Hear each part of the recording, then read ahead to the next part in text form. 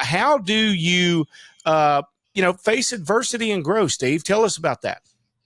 Yeah, you know what? I think, this was a topic. I'm a former, well, I still am an athlete, I guess, but I'm a former football player. I played sports my whole life, and I kind of understand the importance of obviously facing, overcoming, and learning from adversity. It was a big thing. And I know, I think as I look back on my life, the greatest lessons I learned was during those difficult times. Look now, I hope I'm not offending any of your audience, but the participation trophy is a big thing now. Mm.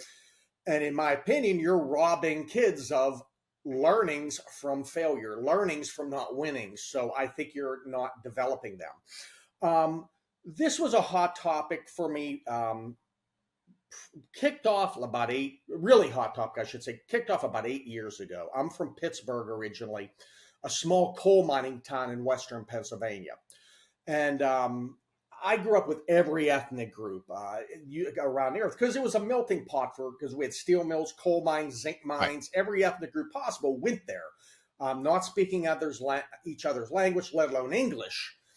So all these families that moved there years ago, all essentially, just about all of them, became hugely successful, coming here with nothing and becoming, or they either becoming or their offspring becoming doctors, lawyers, businessmen and women, Division I football coaches, military heroes. It was a really great story to tell. Yes. The problem is I'm not a biographer. I wanted to share the story, but I'm not a biographer. So I did move. I sat on it for a while, but I did go interview some people about their family history and all that. And what I uncovered was the common denominator in all these families that came here with nothing and became hugely successful was they all had to face adversity, and they used that adversity to grow, transform, and evolve into the people they were meant to become. So that became kind of linchpin of my book in defense of adversity, meaning adversity is a good thing if you look at it in a good light. Absolutely. So well stated. And really, we could put a pin in it and just expound on that and talk for the next hour on this topic alone, because I'm in agreement with you 100%. I believe that most of our audience are in agreement with you. And it's our pain. It's, and think about it like this. So often we as parents, I've got my wife and I, we've got 6 children and we're a blended family, but it's a desire inherently as parents to try to shield your children from pain. Right.